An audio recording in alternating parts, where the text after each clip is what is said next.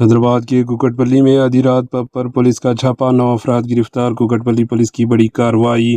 شہر حیدرآباد کے کوکٹ پلی علاقے سے ایک اہم خبر سامنے آئی، جہاں پولیس نے ہفتہ اور اتوار کے درمیانی شب ایک پب پر اچانک چھاپا مار کارروائی کرتے ہوئے 9 افراد کو گرفتار کر لیا۔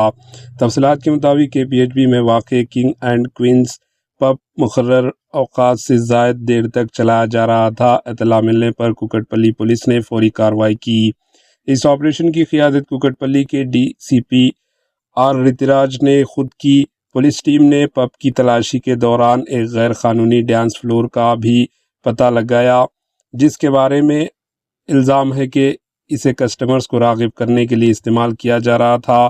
پولیس نے کارروائی کرتے ہوئے پب کے مینیجر سمیت 9 افراد کو حراست میں لے لیا اور مزید تفتیش شروع کر دی۔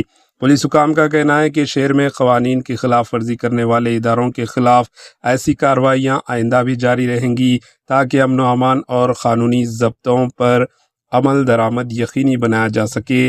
مزید خبروں کے لیے AHN نیوز چینل کو سبسکرائب کریں۔ Bureau report, AHN news.